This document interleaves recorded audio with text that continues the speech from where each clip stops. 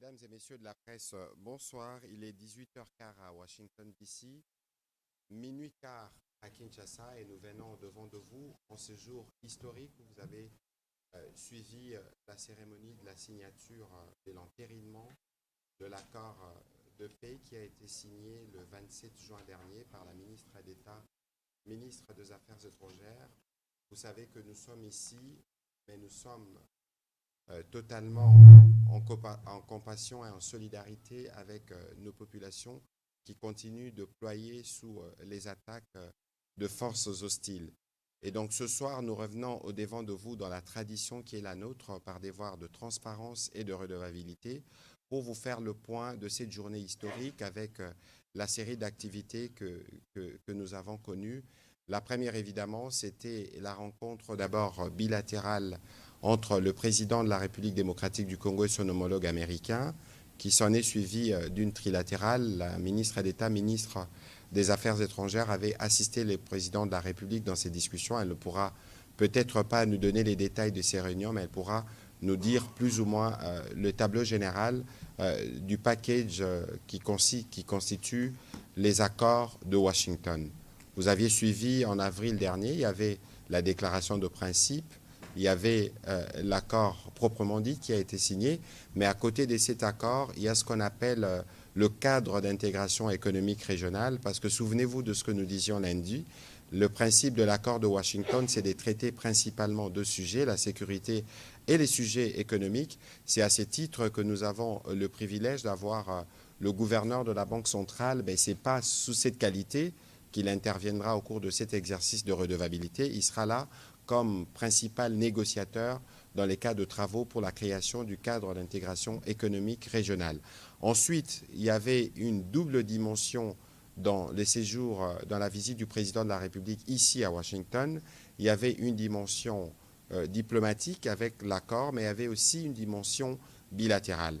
C'est pour ça que nous avons le privilège d'avoir le vice-premier ministre, ministre de l'économie, qui a signé aujourd'hui, juste après la cérémonie des signatures des chefs d'État, l'accord de partenariat stratégique entre la République démocratique du Congo et les États-Unis d'Amérique. Voilà plus ou moins résumé les activités que nous avons eues aujourd'hui, évidemment. Nous allons donner premièrement la parole à la ministre d'État, ministre des Affaires étrangères, pour nous brosser plus ou moins l'esprit et les cas dans lesquels les discussions se sont tenues ce matin qui ont abouti à cet accord en présence de plusieurs chefs d'État africains tels que vous l'avez vu. Madame la ministre d'État, merci. C'est des journées marathon, évidemment. Heureusement que vous êtes une Amazone, comme j'aime bien vous appeler, par rapport à votre engagement sur ces fronts diplomatiques que vous copilotez avec le président de la République. Nous sommes à Washington, l'épilogue sûrement de ce que vous avez commencé déjà il y a plusieurs mois. Qu'est-ce que vous pouvez nous dire de cette journée historique? Qu'est-ce que le Congolais, qui attend depuis des heures d'avoir des éléments supplémentaires par rapport à ce qu'on a vu, pour que nous puissions mieux comprendre l'action du président de la République dans la volonté de ramener une paix que nous voulons définitive et durable. Madame la ministre d'État. Merci beaucoup pour la parole. Merci. Bonsoir à tous et à toutes. Et évidemment, bonsoir à nos chers compatriotes qui nous suivent à Kinshasa, à Goma, Bukavu et dans toutes les autres parties de la République démocratique du Congo. En effet, une journée historique, journée du 4 décembre, lors de laquelle trois chefs d'État ont signé ce qui sera connu comme les accords de Washington. Ces accords qui, en fait, entérinent trois documents importants, à savoir la déclaration de principe qui avait initialement été signée le 25 avril, suivie de l'accord de paix qui a été signé entre la République démocratique du Congo et le Rwanda le 27 juin, et le cadre d'intégration économique régionale que nous avons signé aujourd'hui, 4 décembre. Donc, ces trois instruments constituent ce qui est connu maintenant comme les accords de Washington. Comme mon cher collègue l'a déjà indiqué, cette journée a commencé d'abord avec une série d'entretiens au niveau de la Maison-Blanche, dans le bureau ovale, pendant lequel le président de la République a eu l'occasion d'échanger directement avec son homologue et son hôte américain. y compris justement sur le potentiel et la promesse, si vous voulez, de cet accord de Washington, mais aussi sur les perspectives d'un partenariat bilatéral renforcé entre les États-Unis d'Amérique et la République démocratique du Congo. Après ce passage à la Maison-Blanche, nous avons donc ensuite eu la cérémonie de signature que beaucoup d'entre vous ont pu suivre en direct, pendant laquelle justement une déclaration a été signée par les 3 chefs d'État, à savoir donc le chef d'État, notre président de la République évidemment, Félix-Antoine Tshisekedi Tshilombo, mais aussi le président Trump et le président du Rwanda. Et donc, avec cela, entre en vigueur, si vous voulez, l'accord de Washington. Je pense que ce qui est important à retenir aujourd'hui, c'est que cet accord englobe plusieurs instruments et reflète aussi une longue marche, si vous voulez, une longue séquence d'efforts diplomatiques qui n'ont pas commencé en avril, mais bien avant, à commencer par la résolution 2773 qui a été adoptée au niveau du Conseil de sécurité à l'unanimité et qui, si vous voulez, a jeté un peu la base sur toutes les perspectives vers une pacification durable de l'Est de la RDC, mais aussi de la région des Grands Lacs. Donc, nous savons qu'il y a beaucoup d'attentes par rapport à ces accords et comment ils vont prendre forme de manière concrète, évidemment.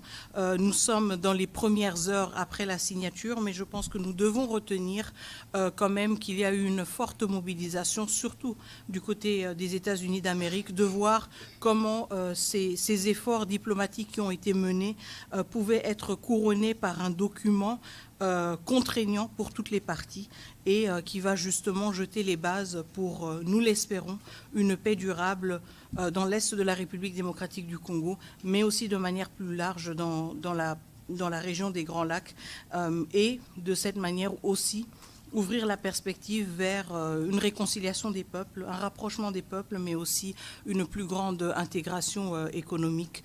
Mais nous savons aussi que tout cela se fera de manière graduelle, que tous ces efforts devront être bâtis les uns sur les autres, pas seulement parce que nous le connaissons, nous le savons de notre propre région, mais nous l'avons aussi appris dans d'autres régions. La paix se construit avec du sérieux, avec du temps, avec de la rigueur.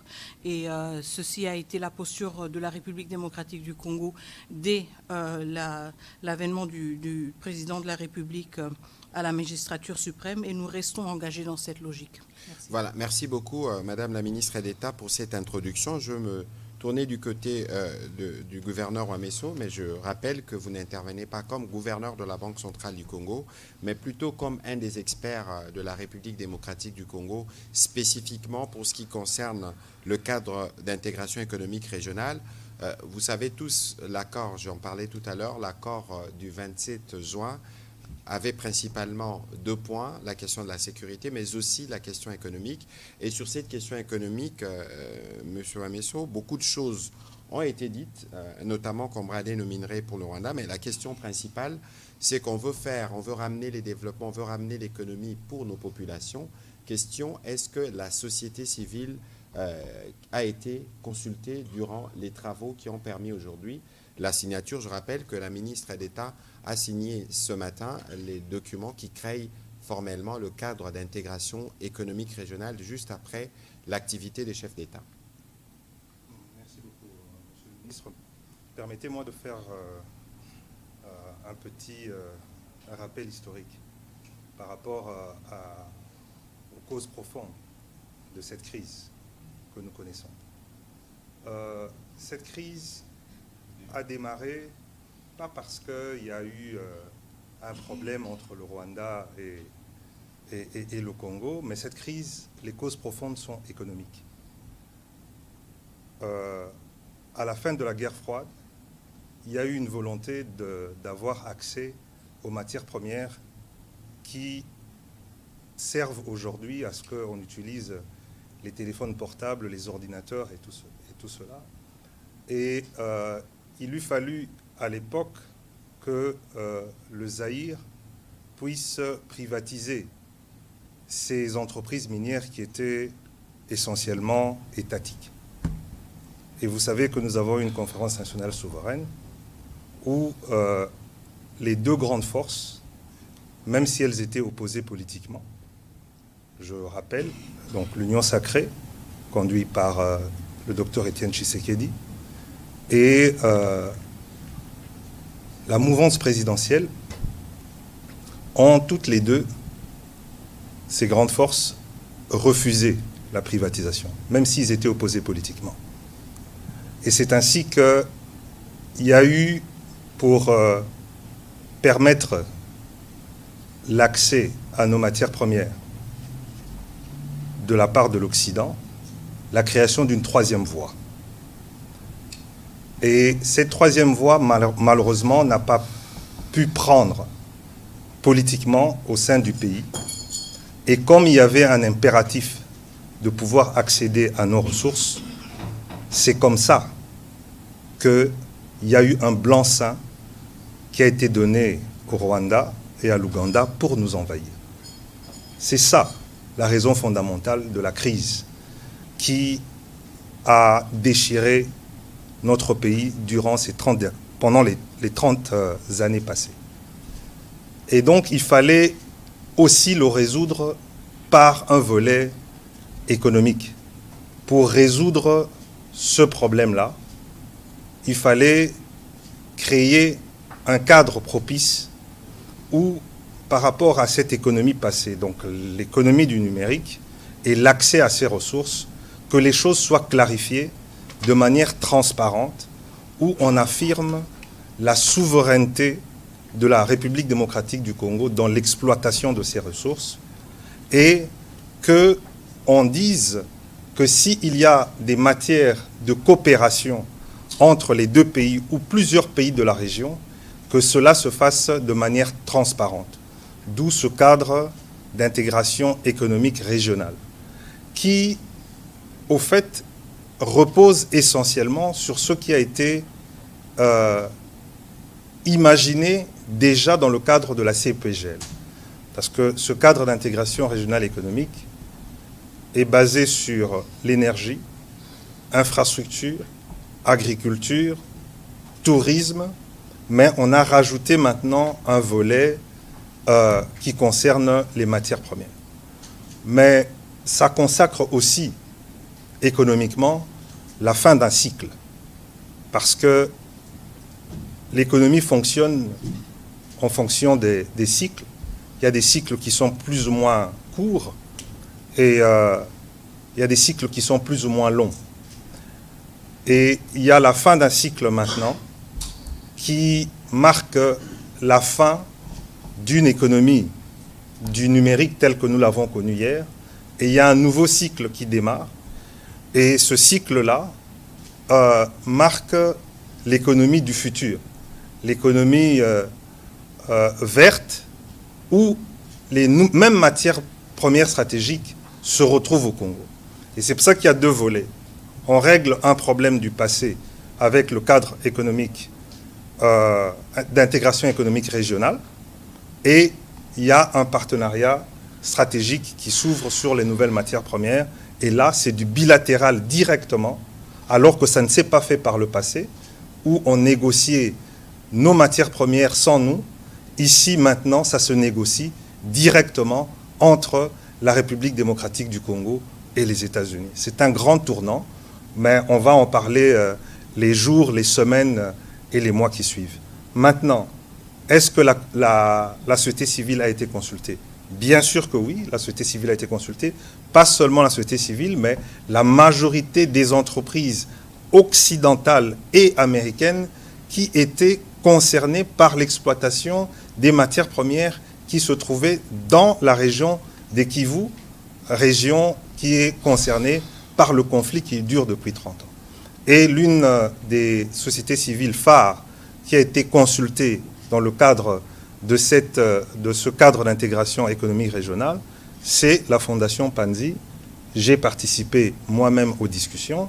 Il y avait Global Witness, il y avait Human Rights Watch, il y avait The Sentry, des organisations de la société civile qui ont toujours eu un regard très critique par rapport à ce qui se passe dans l'est de notre pays et qui ont emmené, au fait, leurs remarques pour que ce cadre d'intégration régionale économique se fasse d'une manière transparente, où les choses ne pourront plus échapper au fait aux populations locales. Et je dois préciser une dernière chose, c'est que ce cadre d'intégration économique régionale ne peut entrer en vigueur que s'il y a un retour total de la paix dans nos régions. Voilà. Voilà, merci. Monsieur le vice-premier ministre, ministre de l'économie, il y avait une dimension bilatérale durant cette mission du président de la République. C'est justement l'accord du partenariat stratégique entre la RDC et les États-Unis qu'on appelait il y a quelques semaines le deal. Qu'est-ce que vous pouvez nous en dire sommairement de ce qui a été convenu avec la partie américaine au sujet justement des opportunités économiques et des relations économiques qui doivent être dorénavant renforcées? Merci bien. Donc, je pense qu'il faut d'abord noter la symbolique. La symbolique, c'est que ce qui s'est passé aujourd'hui s'est passé à Washington, D.C. Et le résultat que l'on a vu aujourd'hui, c'est essentiellement aussi grâce à la détermination du gouvernement américain, de son président, le président Donald Trump. Comme vous avez bien dit en introduction, à part ce cadre ou ces documents qui ont été signés entre la République démocratique du Congo et le Rwanda, il y a également eu, juste après cette cérémonie, dans une autre salle, peut-être loin de la plupart des caméras, une cérémonie de signature de 2 autres documents. Le plus important ici, c'est de noter que la relation entre le gouvernement américain et le gouvernement congolais a pris une autre dimension. Nous avons signé un accord de partenariat stratégique. Qui dit partenariat stratégique dit un niveau élevé de confiance politique entre les 2 gouvernements, avec des objectifs de long terme qui s'alignent tant du point de vue des relations économiques que du point de vue des questions de défense et de sécurité. Jusque-là, les relations économiques entre nos 2 pays étaient régies par un accord de protection, de promotion et de protection réciproque des investissements, conclu en 1984.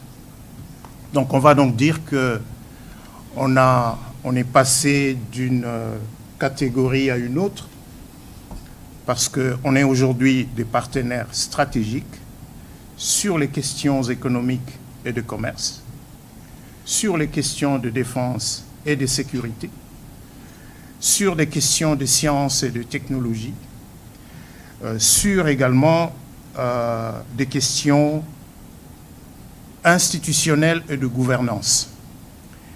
Et les questions institutionnelles et de gouvernance sont liées notamment à ce que nous envisageons de faire dans le domaine économique.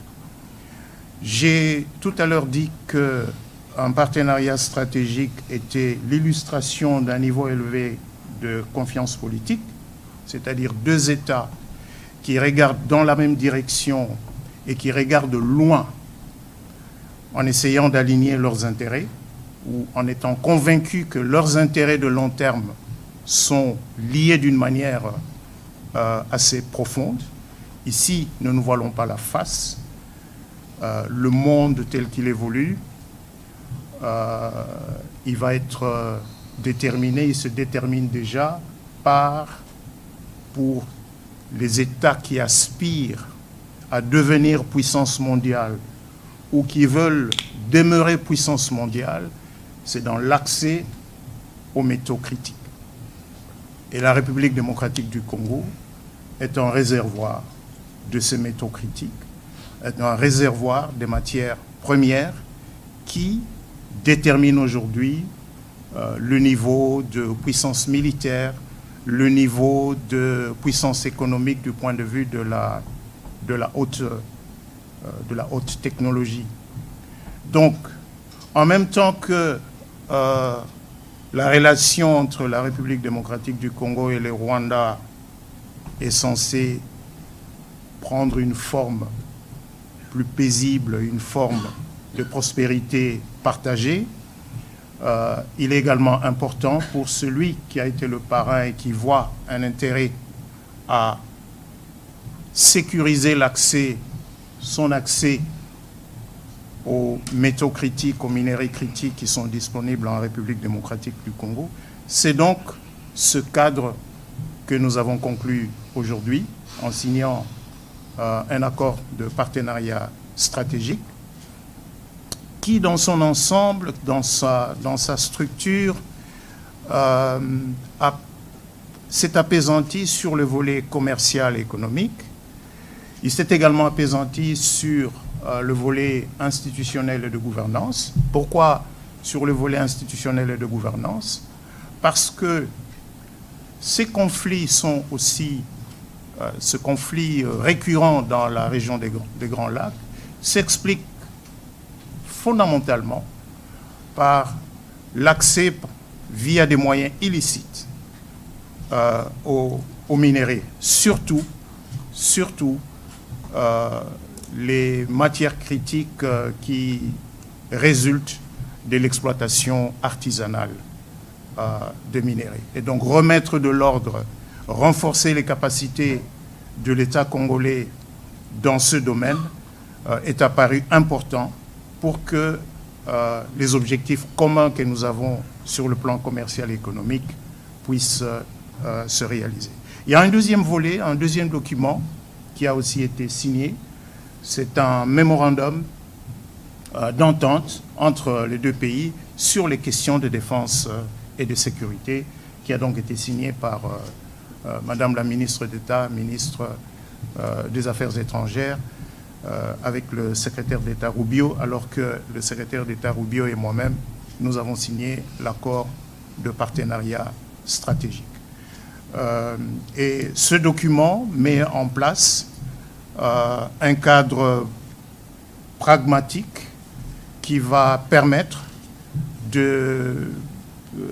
d'organiser la manière dont les relations économiques entre la République démocratique du Congo et les États-Unis vont prendre forme, vont s'intensifier pour nos intérêts mutuels de long terme. C'est donc un engagement de long terme. C'est pas un troc. C'est pas un troc. C'est, je répète, deux États qui conviennent, qui ont des intérêts de long terme. Nos intérêts de long terme, c'est le développement économique, dans la paix, dans la sécurité. Les intérêts de long terme des États-Unis, c'est un accès aux ressources minérales qui sont disponibles dans notre pays, un accès qui ne prenne pas les formes actuelles de groupes armés qui pullulent effectivement et exactement dans les régions où sont disponibles les terres rares et les autres métaux critiques. Voilà, merci beaucoup, Monsieur le Vice-Premier ministre. On va prendre des questions, évidemment. On pourra répondre à quelques questions en anglais pour les journalistes qui peuvent poser des questions dans cette langue. Je souhaiterais que nous puissions être courts et précis dans nos différentes questions parce que nous avons encore malheureusement un agenda particulièrement chargé dans les cas de travaux qui se font ici. Je vais commencer par Willy Kalengai, s'il vous plaît. Par ici, s'il vous plaît.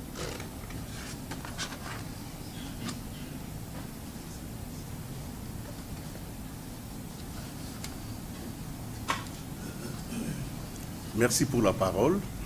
Monsieur le membre du gouvernement, 2 textes majeurs ont été signés aujourd'hui. L'accord stratégique entre les USA et notre pays et l'accord de paix qui a été entériné.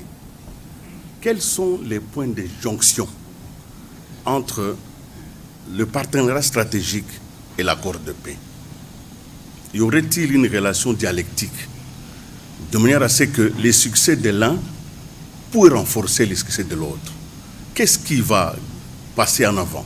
Est-ce que c'est l'accord de paix qui va être la base du partenariat stratégique ou c'est le partenariat stratégique qui va renforcer l'accord de paix? Merci. Alors, peut-être que les autres collègues pourront répondre, mais je crois qu'ici, il y a une condition principale. Je pense que le gouverneur l'a dit tout à l'heure. Pour nous, avant, par exemple, d'aller dans les cas d'intégration économique régionale, c'est la paix. Le vice-premier ministre, peut-être qui rebondira dessus, l'a dit aussi. Il a parlé du contexte de groupes armés. N'oubliez pas qu'il y a beaucoup de trafic dans la partie Est principalement, parce que le partenariat avec les États-Unis concerne toute la République démocratique du Congo dans ses opportunités. Donc, je pense que pour nous, le premier point qu'il faut avoir, c'est le retour de la paix, parce que c'est la paix qui déterminera les autres. Peut-être que le vice-premier ministre peut aller de manière... Petit bémol, juste un petit bémol, comme ça vous allez répondre. Dans les deals avec les Américains, il était convenu que nous acceptons l'accès à nos ressources et les États-Unis nous donnent de la sécurité. Et je n'ai pas senti ça aujourd'hui. Monsieur le vice-premier ministre ou madame la ministre, vous voulez dire un mot à propos? Alors, je vais juste rebondir sur le point que vous avez fait, monsieur le ministre, sur la corrélation entre les deux instruments. Je pense qu'il est très important d'insister sur le fait que nous ne pouvons pas nous projeter et nos partenaires américains en sont extrêmement conscients aussi. Nous ne pouvons pas nous projeter dans une logique d'un partenariat stratégique avec des piliers économiques si nous n'avons pas un retour de la paix, mais aussi un retour de l'autorité de l'État. Donc je pense que ce sont des conditions sine qua non et nous avons toujours su communiquer cela de manière très claire. Maintenant, quand vous parlez de ce qui était prévu dans le deal, alors je vais juste vous encourager peut-être à vous pencher sur les documents et sur les textes tels qu'ils ont été adoptés aujourd'hui. Je pense qu'il y a eu beaucoup de spéculations ces derniers mois, ces dernières semaines sur ce fameux deal. Maintenant que nous avons franchi ce cap, il y aura certainement beaucoup plus de clarté sur ce qui est prévu. Évidemment, nous sommes aussi conscients que certains éléments ne peuvent pas toujours être divulgués et discutés de manière détaillée et ouverte, mais le vice-premier ministre, ministre de l'économie nationale a été déjà assez clair. Nous avons signé aujourd'hui 2 instruments bilatéraux importants, un qui porte sur le partenariat stratégique, mais un deuxième, justement, un mémorandum d'entente qui porte sur les questions de coopération dans le domaine de la défense et de la sécurité. Donc, je pense que le décor est planté. Peut-être que maintenant que certains de ces textes sont disponibles, il sera plus facile d'enrichir la lecture des uns et des autres et d'aller au-delà des spéculations qui ont été quand même alimentées de manière tout à fait compréhensible ces dernières semaines pour mieux comprendre ce qui est prévu. Mais je laisse peut-être aussi la parole au VPM qui va certainement pouvoir compléter cela. Merci. Merci, Mineta. Mais laissez-moi peut-être commencer par un des documents phares qui a été signé aujourd'hui avec le Rwanda, donc ce cadre d'intégration économique régionale. Ce document a à sa fin une clause d'entrée en vigueur. Nous allons mettre en place ce cadre, mais pour que cela entre en vigueur, les conditions, c'est d'abord les éléments de sécurité, de restauration de la paix, de restauration de l'État, de l'autorité de l'État congolais sur tout le territoire national, lesquels éléments sont dans l'accord de paix signé le 27 juin 2025 à Washington, D.C. En d'autres termes, le retrait des troupes rwandaises de notre territoire. En d'autres termes, l'arrêt de l'appui apporté au M23 et aux autres groupes armés non étatiques. Ce sont là les conditions permissives pour que ce cadre d'intégration économique régionale se mette en place. Qu'est-ce qu'il y a dans l'accord de partenariat stratégique avec les États-Unis? Je sais que dans l'opinion, ça a été présenté de manière simpliste comme un troc, comme un deal, matière première contre sécurité. Non, ce n'est pas le cas. J'ai parlé des objectifs à long terme. L'accord dit clairement que, oui, il va y avoir un focus sur l'exploration, sur l'extraction, sur la transformation des minéraux critiques, mais on va au-delà de simples minéraux critiques parce que, par exemple, l'accord prévoit que le gouvernement américain et le gouvernement congolais vont travailler de manière étroite pour faire avancer un certain nombre des projets qui sont considérés comme, comment je dirais, comme critiques pour qu'on transforme la RDC. C'est-à-dire Inga, Grand Inga. Ce n'est pas que nous disons non. Nous disons dans le texte, RDC et USA, nous allons travailler de manière coordonnée pour que ce projet avance. L'accord insiste aussi sur le corridor de Lobito.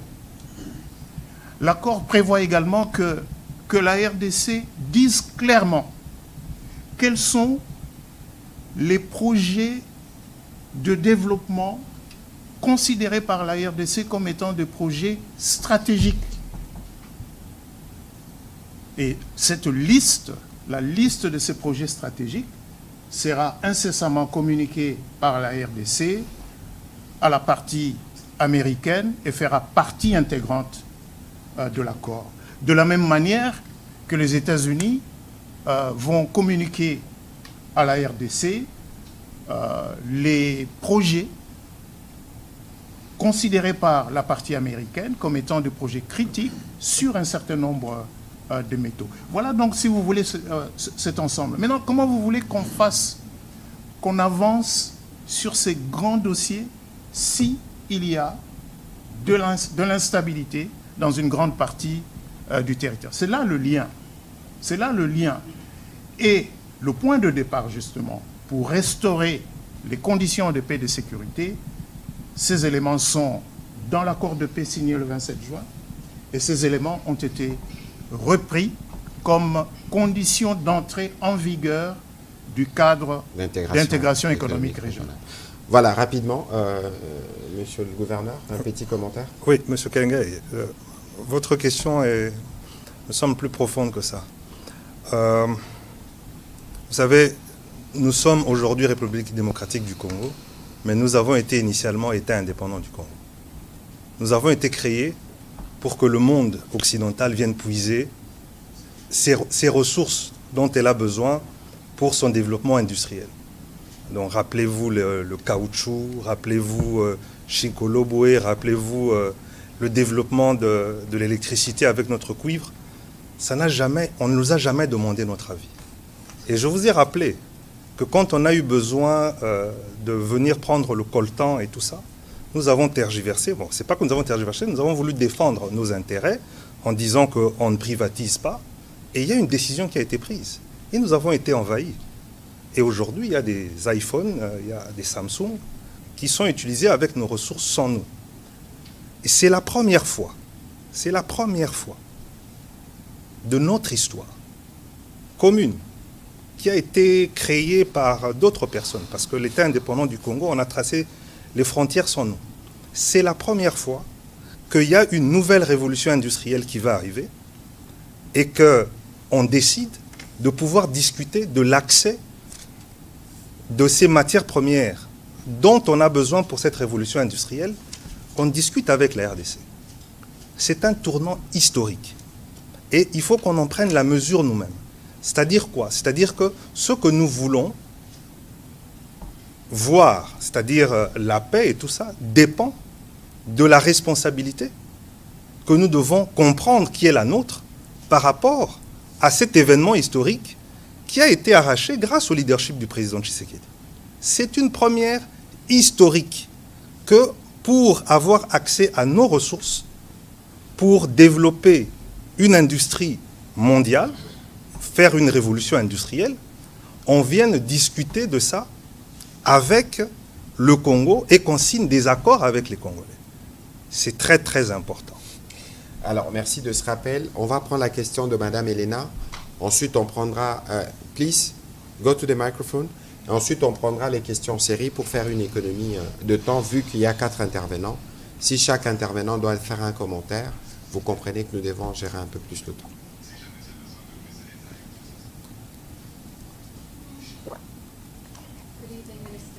Thank you so much for doing this. Janelle de Malaon from Deutsche Welle. Would it be possible to get an answer in English and in French? Yes. Thank you very much. So my question is, now that the agreement has been signed, do the Congolese people know what has been signed, and do they stand behind it? Can you please talk to the microphone? Yes. Thank you. Is this better? Yes. Thank you. Now that the agreement has been signed, do the Congolese people know what has been signed, and do they stand behind it?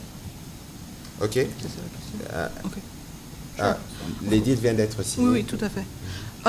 I mean, obviously, there's been a lot of talk about the agreement, and our president has been very transparent about the principles that would be guiding it. When we're talking about the signature today, again, we have to remind ourselves that this is an agreement that is built on different milestones that have been passed over the past months and weeks. And so, of course, there is always a need to communicate and to continue communicating about the different elements that constitute the Washington Accords. But do the Congolese people stand behind it? I believe so, of course, because this is our pathway to peace. This is our pathway to long-lasting peace and to peaceful cohabitation also with our neighbors. Does this mean that all of the expectations are reflected in the instruments as they exist? Probably not, and I think there's always going to be debates around that. But at the same time, I think it's important to emphasize the fact that this is an instrument, or this is an agreement that is bringing us closer to peace, but also bringing us closer to peace by bringing us closer to accountability. Donc, juste pour répondre rapidement à la question qui était de savoir si, maintenant que l'accord a été signé, s'il est connu par la population congolaise et si le peuple congolais appuie cet accord. Alors, est-ce qu'il est connu? Encore une fois, je reviens sur mes mots d'introduction initialement et le fait que j'ai insisté quand même sur les éléments qui constituent cet accord. Donc, il s'agit de plusieurs documents et instruments qui ont été signés ces derniers mois. Cela veut dire qu'il y a eu assez de temps, si vous voulez, pour se familiariser avec ces instruments. Il y a eu aussi beaucoup d'efforts de communication. Nous savons que nous devons continuer à communiquer sur ces accords pour justement les vulgariser davantage, surtout auprès de notre population, étant donné que le conflit nous affecte, nous, en premier lieu. Est-ce que la population congolaise est satisfaite de ces accords? Je voudrais l'espérer, évidemment, étant donné que ces accords détiennent la promesse d'une paix durable dans notre pays, mais aussi dans la sous-région. Évidemment, je pense qu'il y a des éléments que certains auraient voulu voir dans les accords et qui n'ont peut-être pas vu.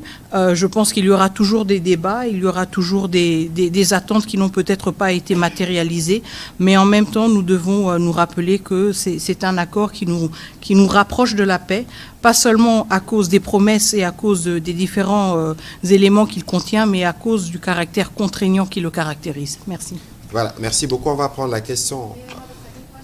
Yes, please go quickly then. All right. Of course, the U.S. administration is interested in critical minerals. Is there going to be a problem accessing these minerals if those areas where those minerals are controlled by rebels? Thank you. C'est bon, toujours? Ouais. I mean, obviously, again, we are emphasizing the correlation, and I think the Vice Prime Minister, Minister of Economy, was very clear about that. We are emphasizing clearly the correlation between economic opportunities and opening up opening up our landscape, if you want, to different investors and security and the ability to do so in certain areas. So there is a strong link between the two, and this is why we insist on building resilient and strong, robust strategic partnerships, but also partnerships that are cognizant of the complexity of the context. We cannot project ourselves in a future whereby partners can benefit or access our natural resources when issues such as the safety of our people are not addressed. And this is fundamental to any perspective of economic activity in the areas that are currently occupied by rebels. So obviously these elements go hand in hand. The return of state authority is a precondition to any economic, successful economic venture or enterprise. Ok, merci. On va prendre la question de Michael Cavana et puis je vais demander à Peter Tiani de se préparer. Allez-y, s'il vous plaît.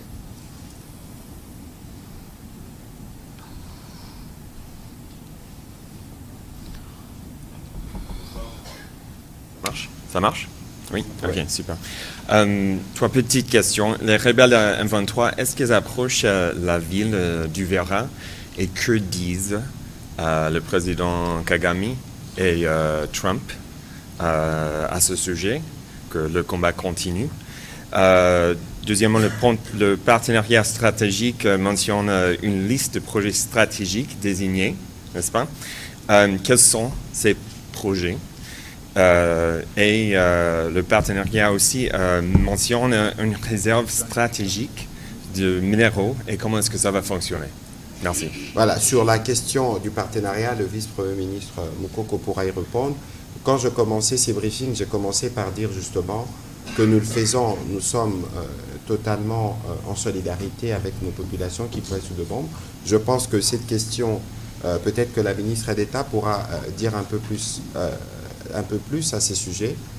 Je rappelais que pour nous, la définition de la paix que nous voulons avoir, passe par le retrait de troupes rwandaises et par la cessation de toute forme de soutien au M23. Il est clair que les événements que nous avons notés ces derniers jours nous ont éloignés de la perspective de la paix qui est ressortie du 27 juin parce que des attaques ont été multipliées contre le civil.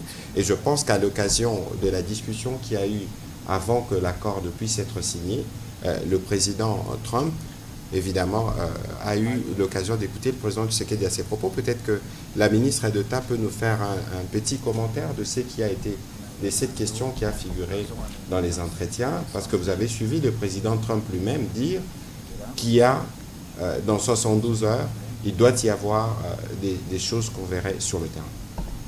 Madame la ministre d'État. Très bien, on ne va pas entrer évidemment dans les détails, si vous voulez, des entretiens entre les chefs d'État, mais je pense que la préoccupation est une préoccupation partagée, certainement entre la République démocratique du Congo et les États-Unis d'Amérique. Nous voulons l'espérer aussi du côté du Rwanda, de voir que la situation sur le terrain se transforme, si vous voulez, ou s'adapte assez rapidement aux réalités diplomatiques que nous avons pu observer aujourd'hui. Donc, quand il s'agit de la situation au Sud Kivu, évidemment, nous l'avons suivi, nous continuons à la suivre avec vigilance, mais nous sommes aussi conscients justement des mots que le président Trump lui-même a prononcés à la fin de la cérémonie aujourd'hui, quand il a été interpellé par une de vos collègues justement sur ce qui allait se passer maintenant que les accords avaient été signés et que la réalité sur le terrain était quand même encore caractérisée par de la violence. Je pense qu'il était aussi très clair en exprimant son attente que assez rapidement les choses devraient changer sur le terrain. Donc évidemment, nous parlons d'engagement entre trois États et vraiment au sommet de ces États. Et des engagements fermes, je pense une détermination ferme aussi à voir comment les choses peuvent rapidement changer et nous le suivons avec intérêt. Nous savons que du côté de la République démocratique du Congo, nous n'allons ménager aucun effort pour que les choses se transforment ou changent assez rapidement sur le terrain. C'est quelque chose à suivre et je pense que nous devons retenir que tout le long de ce processus, nous sommes maintenant arrivés à un point où il s'agit de chefs d'État qui prennent la parole, plus de ministres, chefs d'État qui engagent, et je pense que nous avons une attente tout à fait légitime qu'à ce niveau de décision, il y ait des changements rapides au niveau du terrain. Voilà, Monsieur le Vice-Premier ministre, je rappelle que l'accord de partenariat stratégique est déjà public, donc les gens peuvent le consulter. Vous parliez tout à l'heure de Lobito, vous parliez de Inga, il y a une question spécifique qui est revenue sur, il y a une liste de projets qui est annexée. Je pense que vous y avez déjà plus ou moins répondu. Oui, effectivement. Il faut noter que l'accord de partenariat stratégique a mis en place un dispositif qui va vraiment donner de la cadence à cette relation. D'abord, il prévoit qu'un comité de pilotage conjoint est créé. Il est créé dans l'accord.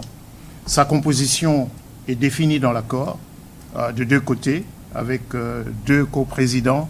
Du côté américain, le département d'État, et du côté congolais, ça va être le ministre le plus préséant entre les 4 ministres qui ont donc été identifiés dans l'accord. Et sur la question des projets stratégiques du point de vue de la RDC, laissez-moi dire que Inga et Lobito ressortent comme des pans à part, à cause justement de l'importance stratégique de ces deux initiatives. Mais l'accord prévoit que la RDC communiquera via le comité de pilotage conjoint la liste de projets stratégiques. Quand on parle de projets stratégiques ici, il ne s'agit pas nécessairement de projets dans le secteur minier. Ça va toucher aux routes, ça peut toucher aux ports, ça peut toucher aux chemins de fer. Il va revenir au gouvernement de la RDC d'identifier ces projets stratégiques et de les communiquer. De la même manière, l'accord prévoit également que le gouvernement américain ait accès à des réserves minières stratégiques et il revient à nous, RDC, de communiquer les concessions qui sont libres. Les concessions qui sont libres, et la liste de ces concessions sera communiquée toujours via le comité de pilotage conjoint.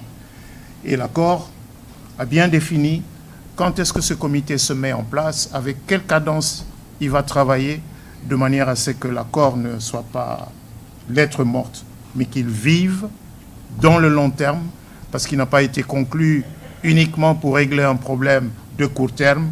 Il a vraiment été conclu pour bâtir une relation de long terme entre les deux pays. Voilà, merci. On va prendre les questions de M. Peter Tiani, puis on prendra 3 ou 4 pour terminer, parce que nous avons d'autres engagements. Vous allez prendre votre question, mais s'il vous plaît, nous irons par une question. Ce serait une étape comme ça, on en prendra les maximums. Allez-y, s'il vous plaît. Merci, Monsieur le Ministre. Peter Tiani, pour le compte de Perfect Télévision. Je vous félicite d'abord, vous remercier pour l'exercice de redevabilité, pardon. Pour l'exercice de redevabilité. Et puis, je saisis aussi cette opportunité de manière directe pour jeter de fleurs à notre ministre des Affaires étrangères. Je n'ai jamais eu l'occasion, au regard de ce travail titanesque qui a abouti aujourd'hui. On est dans un pays où on reconnaît les valeurs des autres quand ils meurent. J'en saisis l'opportunité aujourd'hui.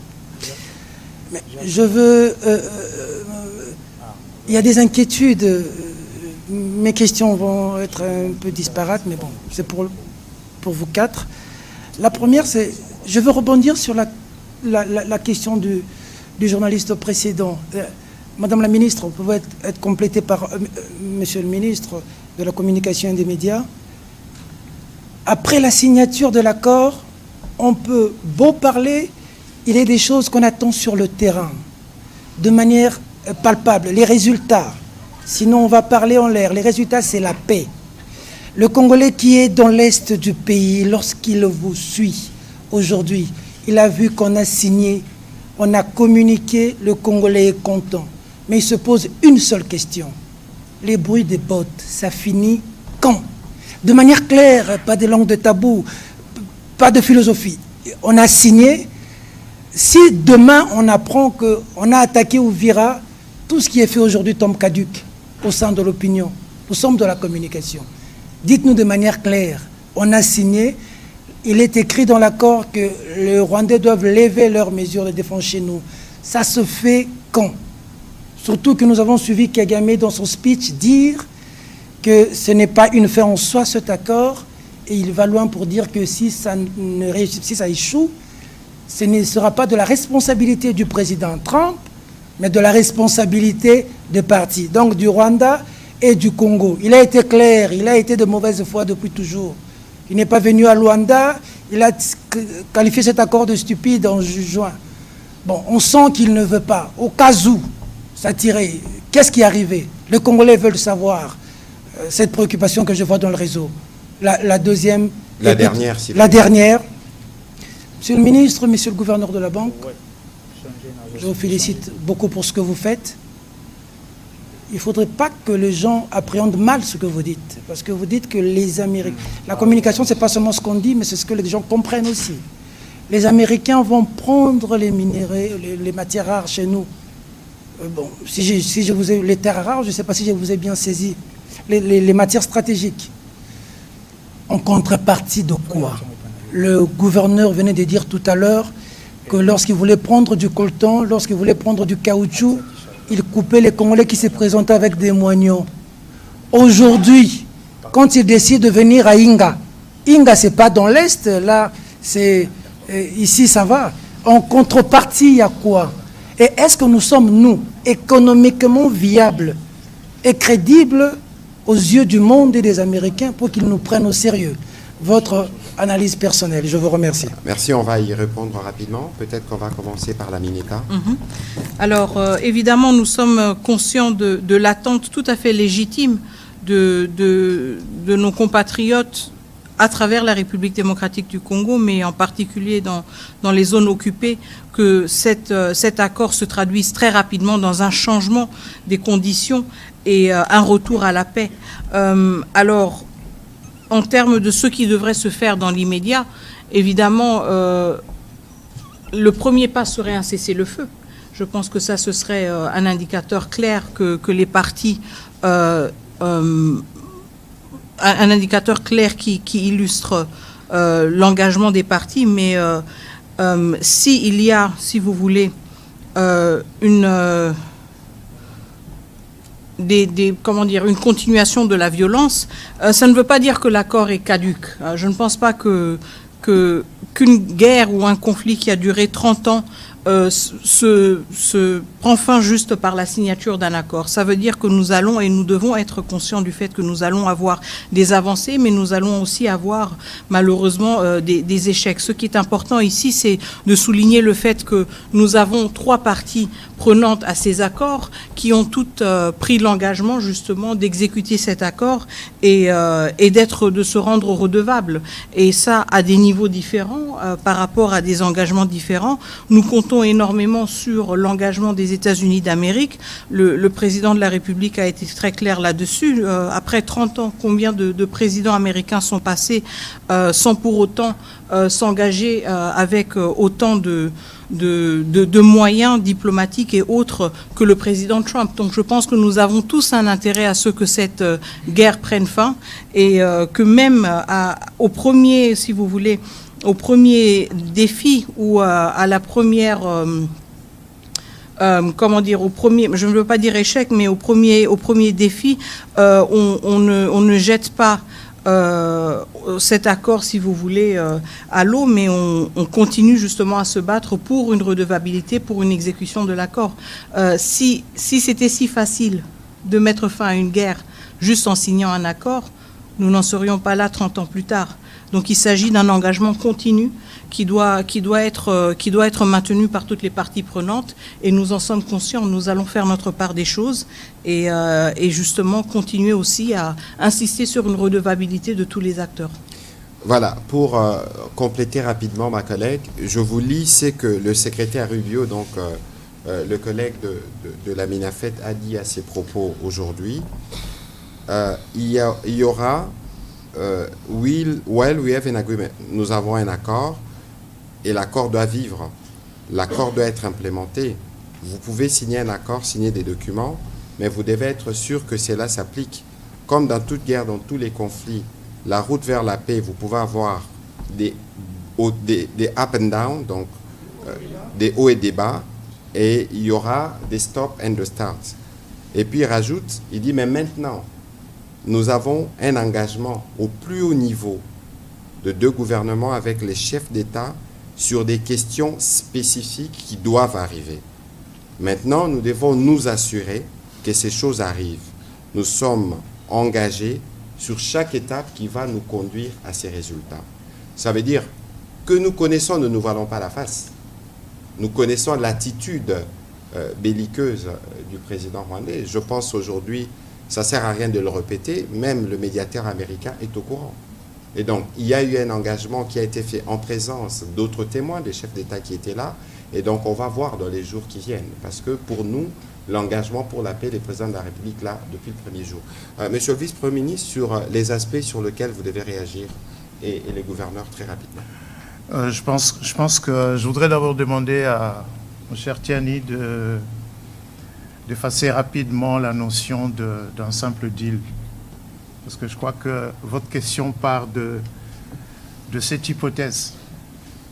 Je répète, c'est un partenariat stratégique, c'est dans le long terme, c'est des intérêts mutuels, convergents des 2 pays, des 2 États.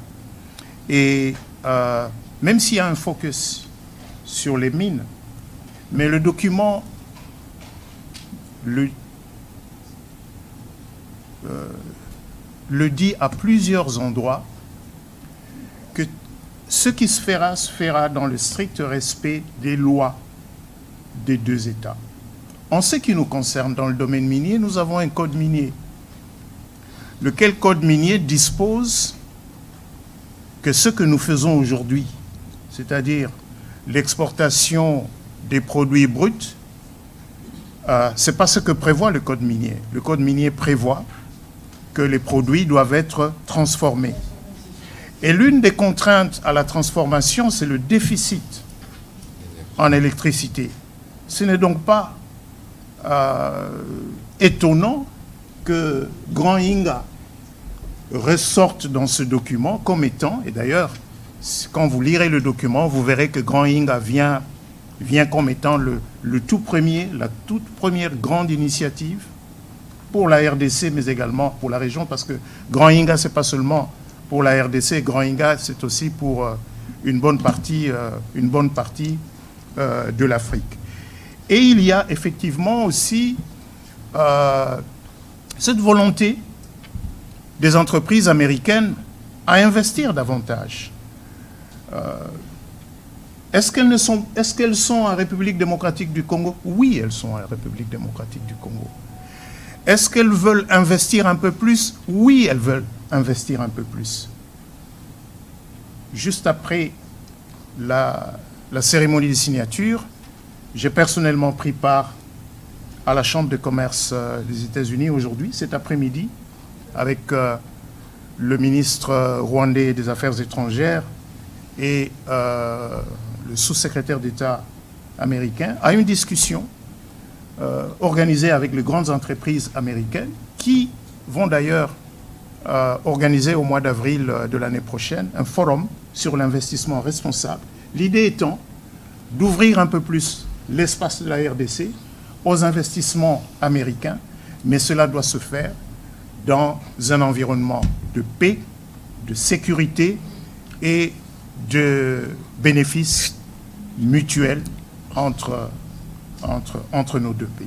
Donc, regardez cet accord de partenariat stratégique comme un instrument pour la transformation de la République démocratique du Congo pour le long terme. Voilà, merci. Un petit commentaire et puis nous prendrons peut-être une ou l'autre question pour la ministre d'État qui sera obligée de nous laisser pour d'autres engagements. Monsieur le gouverneur. Je ne ferai pas de commentaire par rapport à ce que vient de dire le VPM. Je crois qu'il a tout couvert.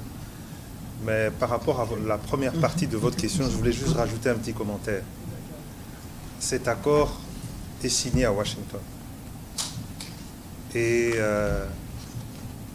je pense que ce soit la République démocratique du Congo ou bien que ce soit le Rwanda, personne ne voudra décrédibiliser les États-Unis d'Amérique par rapport à son implication pour cet accord de paix. C'est tout ce que je voulais rajouter.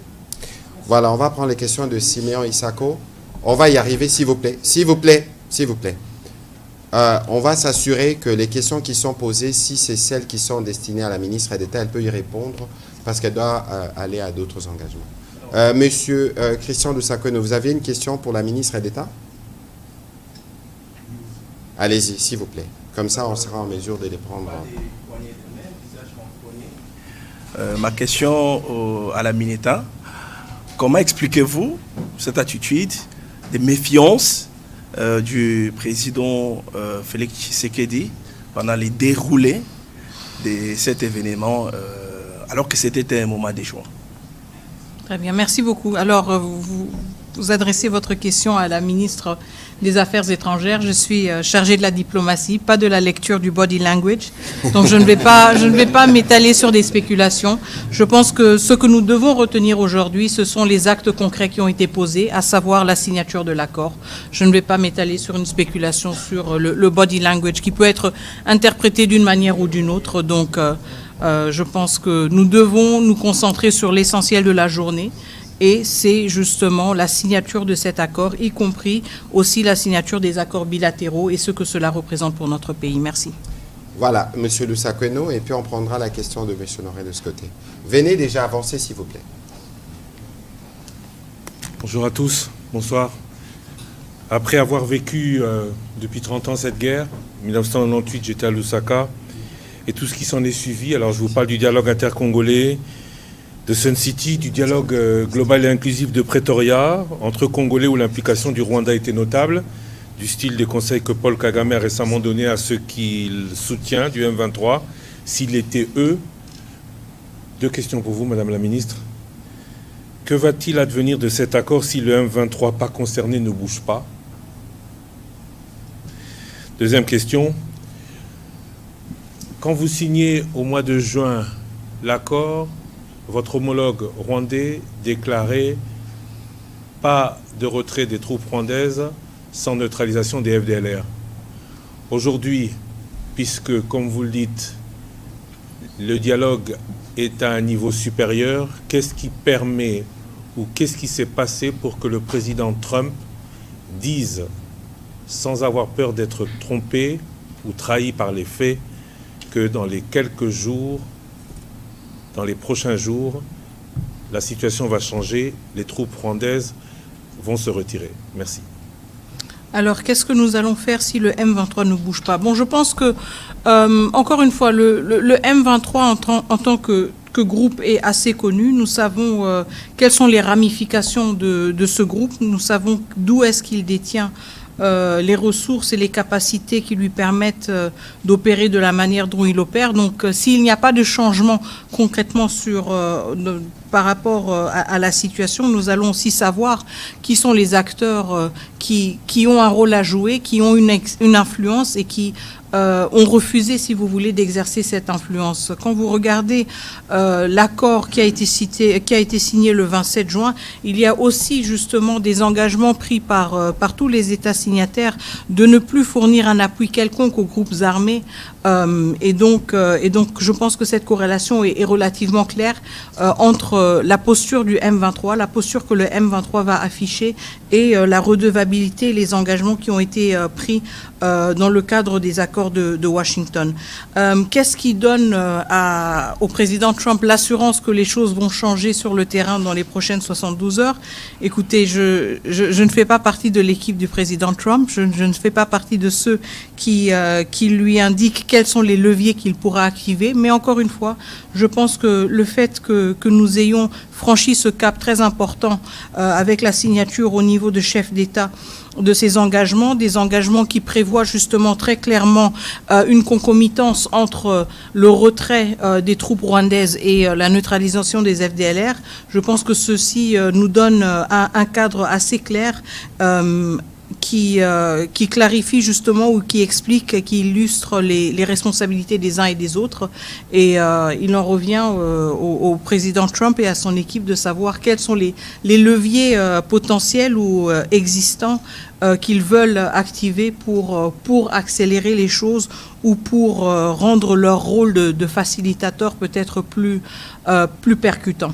Je ne vais pas m'étaler sur une spéculation là-dessus, mais je pense que quand un chef d'État se prononce de la sorte, il a certainement des éléments en sa possession qui le rassurent sur la faisabilité de certaines choses. Voilà, dernière question pour la Mineta. Monsieur Ashka, allez-y, s'il vous plaît. Oui, merci beaucoup.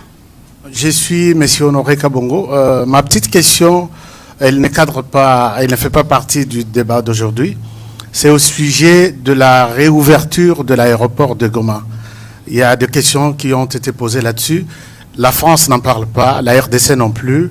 Est-ce que nous avons abandonné les dossiers ou il y a quelque chose d'autre qui se prépare? Pour d'autres questions, je crois, les collègues ont déjà posé la question. Merci beaucoup. Merci.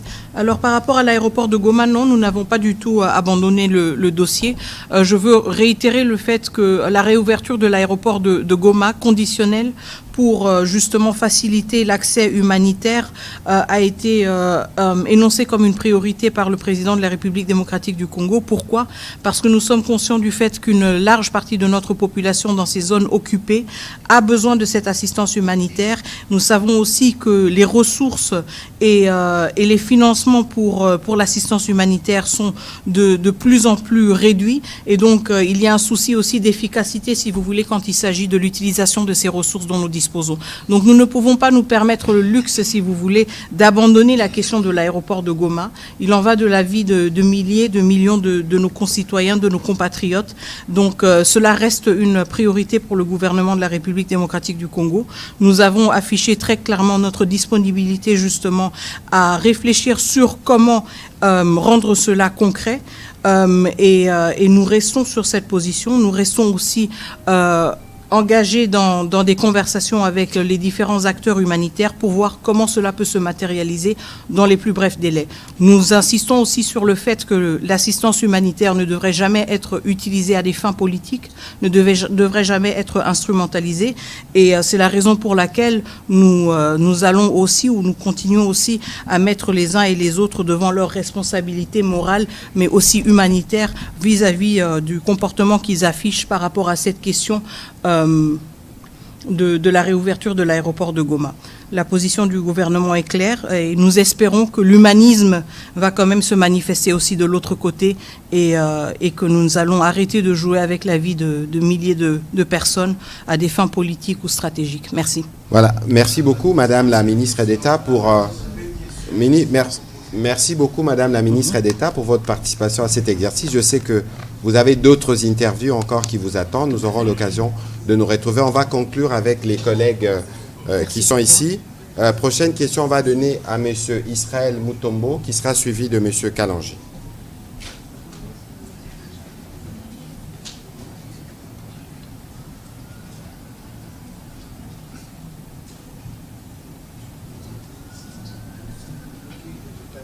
Parole, Monsieur le ministre de l'Économie.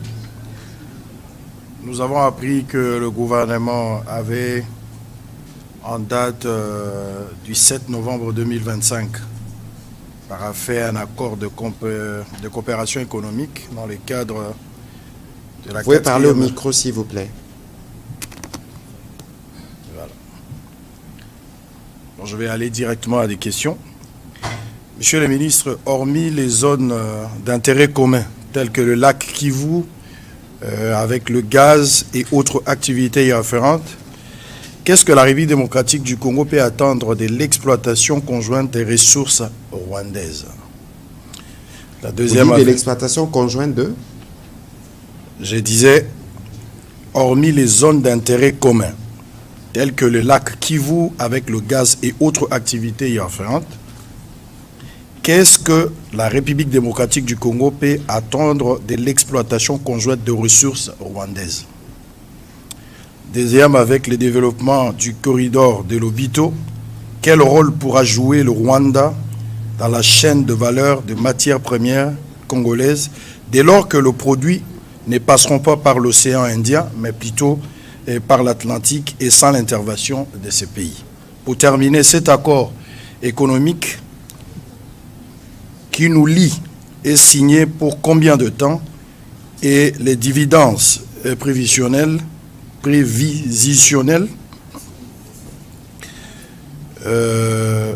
dividendes prévisionnels du Rwanda peuvent être estimés à combien?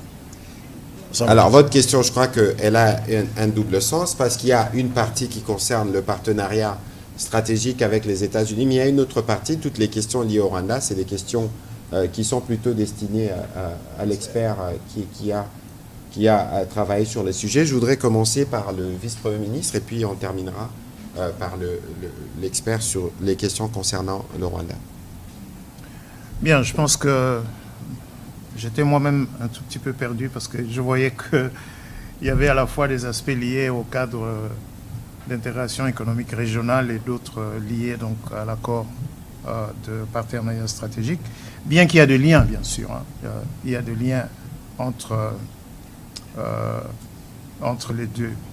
Mais est-ce qu'il n'y a pas de collaboration entre la République démocratique du Congo et le Rwanda au moment où nous parlons? Si. Le barrage de Ruzizi, est-ce qu'il a arrêté de fonctionner?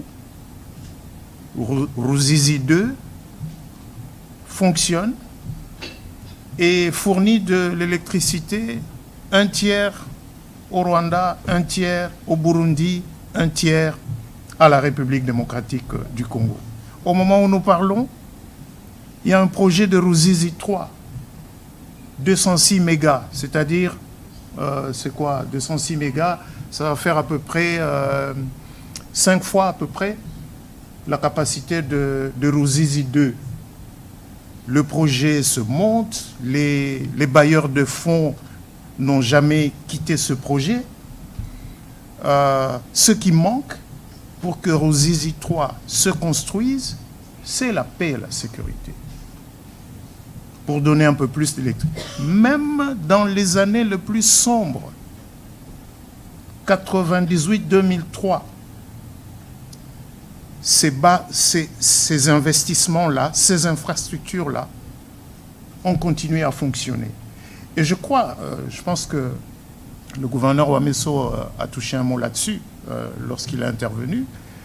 Ce qui ressort du cadre d'intégration économique régionale, c'est le fait, en fait, de reconnaître que c'est fut une erreur de la part de ces États voisins d'avoir voulu tuer la CPGL.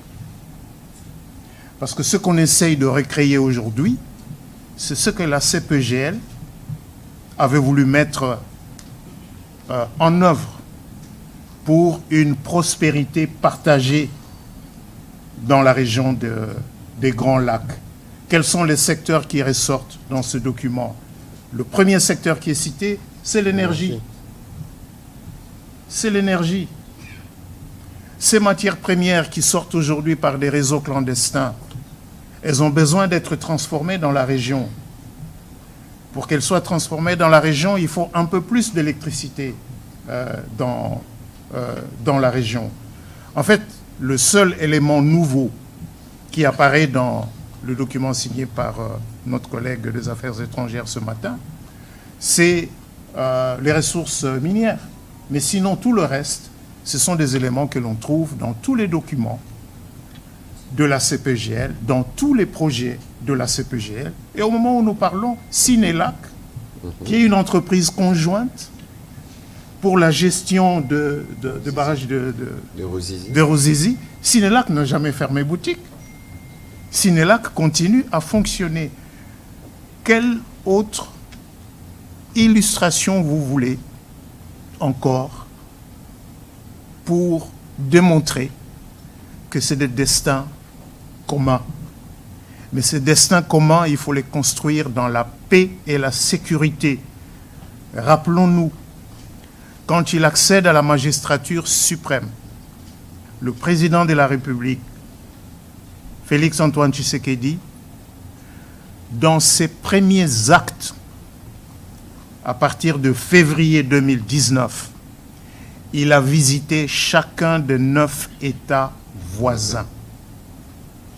Ce sont les premiers actes qu'il a posés en tant que président de la République.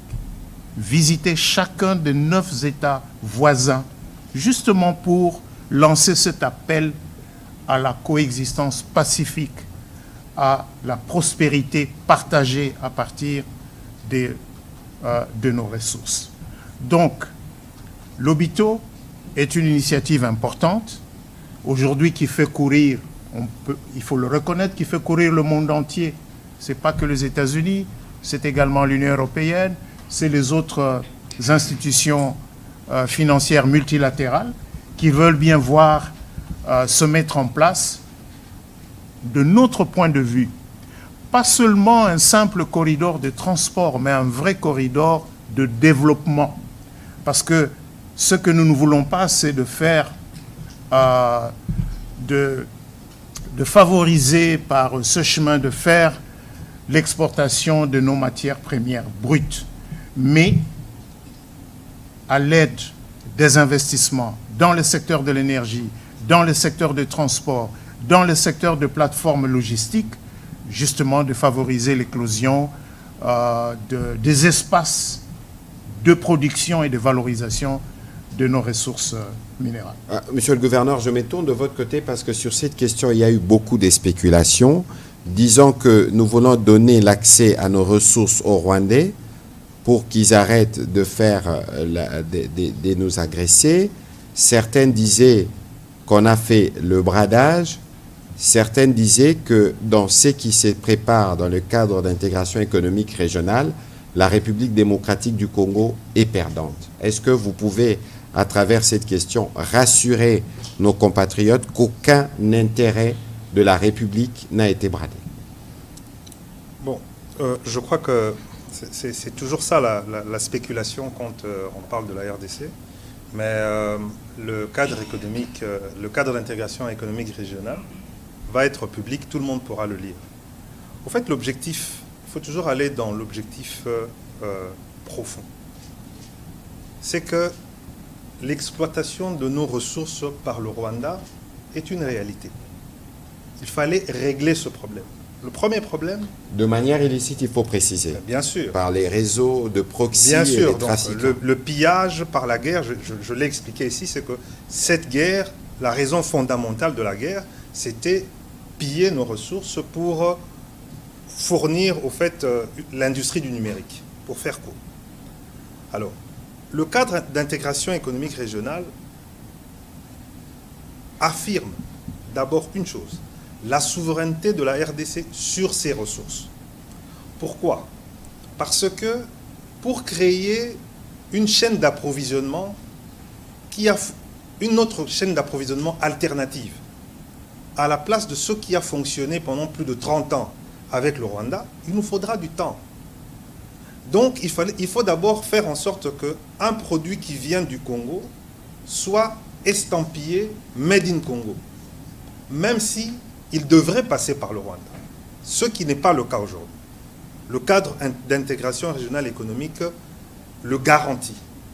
Deuxième chose, on garantit à chaque pays de pouvoir développer lui-même ses propres industries minières, de pouvoir transformer chez lui. C'est garanti. Et on dit ceci, si les deux pays trouvent des zones ou bien des terrains d'entente pour des développements communs, ils peuvent le faire. On ne dit pas qu'ils doivent mutuellement travailler mutuellement, non. Ce n'est pas une obligation, c'est écrit noir sur blanc. s'ils ont ils trouvent des opportunités de développement commun, ils peuvent le faire. On ne peut pas le refuser. Puisque, encore une fois, avant 45, entre 40 et 45, vous ne pouviez pas dire aux Allemands et aux Français qu'ils pouvaient faire des projets communs. Après, ils ont fait tout ce qu'ils ont fait ensemble jusqu'à faire l'euro. Donc, on ne peut pas préempter de ce qui va arriver dans l'avenir. Mais il faut le construire aujourd'hui. Et donc, c'est pour cela qu'on protège ce cadre de travail, mais en affirmant notre souveraineté sous on va dire, l'umbrella des États-Unis. Deuxième chose, pourquoi on insère l'Obito dedans? D'ailleurs, ça ne venait pas de nous, je dois vous dire ça, c'était un souhait des États-Unis. Pourquoi? Parce que les voies d'évacuation naturelles des produits qui iraient par le Rwanda, c'est par où? C'est l'océan Indien. Et l'océan Indien, c'est où? C'est la Chine. Donc, il fallait faire en sorte que dans l'intérêt des Américains, qui sont les parrains de ce cadre d'intégration régionale économique, qu'on puisse avoir la possibilité de pouvoir développer une chaîne d'approvisionnement qui passe par l'Ouest. Parce qu'on ne sait jamais, les terres rares, c'est le Maniema. Et il y a un projet de route ou même de chemin de fer qui quitterait le Katanga, qui remonterait jusqu'au Maniema. Et il y a un projet de route qui descendrait de Bukavu, Uvira, Kalemi, pour descendre aussi vers le Katanga et rejoindre le corridor de l'Obito. Donc c'est inverser la tendance, faire en sorte que le Kivu, qui est quand même riche en richesse, ne soit pas tourné vers l'Est, mais aussi vers l'Ouest. Donc vous comprenez la logique, mais je le redis encore. Tout ceci ne pourra fonctionner qu'avec notre sérieux. C'est quand nous allons nous montrer des partenaires sérieux. Et moi, je le dis vraiment sans langue de bois. Ils ont expérimenté pendant 30 ans une coopération sur nos matières premières avec le Rwanda. Ça a fonctionné. Vos iPhones ici, vos Samsung, le coltan vient de chez nous, ça passe par le Rwanda, mais ça approvisionne les usines qui produisent les téléphones portables qui sont vendus au monde entier, y compris à nous les Congolais. Donc si nous voulons entrer dans un partenariat stratégique sérieux avec les Américains, il faudrait qu'on se montre sérieux nous-mêmes et que nous puissions, comme on dit ici, we need to deliver. Nous devons montrer que nous sommes capables de pouvoir approvisionner les chaînes, approvisionner de manière optimale, les approvisionner de manière optimale en matières premières stratégiques dont ils ont besoin pour leur économie. Maintenant, je veux revenir à ce que vous avez dit par rapport... Les sérieux, c'est ce que nous mettons avec le président. Est-ce qu'on va venir puiser? Je crois que le VPM a répondu de manière... mais non, ça sera, comme dit le président, du win-win. C'est-à-dire que vous venez avec votre entreprise, vous avez un gisement et vous allez respecter le code minier et vous allez faire des joint ventures, quitte à le faire avec Gécamine ou avec Sakima, ou avec... Ça va vraiment fonctionner de manière... Et ça sera tout à fait transparent. Et vous savez, la transparence, c'est d'abord quelque chose qui est lié à l'éthique des affaires au niveau des États-Unis. Tout va être publié. Vous avez vu tout ce que nous avons signé. Puisque ça a été signé aujourd'hui, il y a une obligation légale. Avant 17 heures, tout était rendu public. Donc, tout va être transparent. Et je voudrais finir par autre chose. Dans le cadre d'intégration régionale économique avec le Rwanda, vous savez qu'il y a les normes de l'ITIE dont ils n'étaient pas... ils n'ont jamais voulu... Voilà, ils n'ont jamais voulu accepter l'ITIE. Mais dans le cadre de ces négociations, nous les avons obligés. Pourquoi? Parce que avec la signature de se conformer à l'ITIE, ils doivent faire un effort supplémentaire de traçabilité qu'ils ne faisaient pas. Vous savez qu'ils prenaient les matières premières en RDC, ça arrivait au Rwanda et ça entrait dans du packaging et c'était estampillé. Alors que maintenant, avec le processus de l'ITIE, cette pratique va devenir de plus en plus difficile. On doit savoir de quel trou ça sort. Voilà, exactement. Voilà, merci. On va terminer. On va prendre les 3 dernières questions, s'il vous plaît. Monsieur Kalanji, Monsieur Moubenga, avant c'est Gardigana, allez-y. Venez, s'il vous plaît, vous poserez les 3 questions en série. On va terminer par vous, s'il vous plaît. Allez-y, Gardigana, s'il vous plaît. Allez-y. La question, je veux poser 2 questions très directes. D'abord au VPM. VPM, prière de noter, nous répondrons à une série pour terminer. C'est une question de précision VPM. Tout à l'heure, vous avez semblé dire que l'accord stratégique est tributaire des résultats dans la dynamique de paix. Mais une question de précision, quelle est la nature que vous donnerez à l'accord signé le 27 juillet dernier 2025 avec Cobod Metal, qui est une société américaine, et dont dans la communication on a articulé la signature de cet accord comme étant le prérequis de cet accord stratégique. Mais aussi dans la même question, est-ce intéressant de commencer une telle approche stratégique avec un espace qui fait l'objet d'un litige avec AVZ, l'ancien exploitant? Au gouverneur, je dirais le principal négociateur, ma question s'articule autour de l'intervention, encore votre introduction dans la réponse que vous accordez à la question de William Kalingai. Vous avez semblé dire que la RDC, dans sa naissance, n'était pas imaginée comme étant un État indépendant. Donc, nos problèmes, peut-être notre faiblesse aujourd'hui est de l'ordre congénital. Quels sont les axes essentiels dans cet accord qui nous permet d'échanger ce prisme-là? Et est-ce qu'aujourd'hui, il y a quelque chose qui change pour que le monde, qui nous voyait comme une simple réserve, puisse changer son regard également sur l'évolution de cet État? Merci. Monsieur Kalanji, s'il vous plaît. Voilà, bonsoir tout le monde.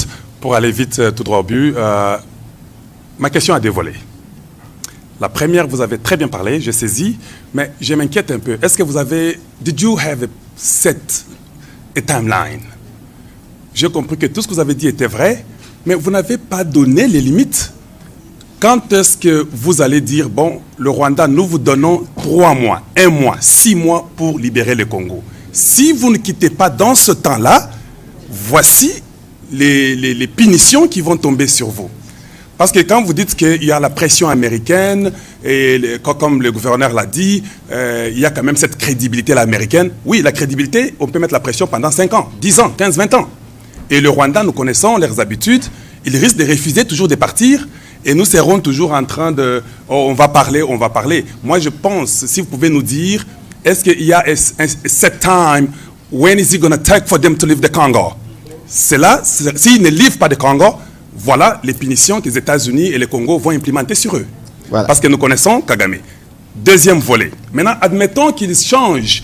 Le Rwanda s'en va. Ils quittent le Congo, tout est calme, tout va bien. Ils partent dans 24 heures, comme Donald Trump l'a dit. Est-ce que vous pensez aussi que ça doit finir par là? Ils sont partis, c'est la paix du monde.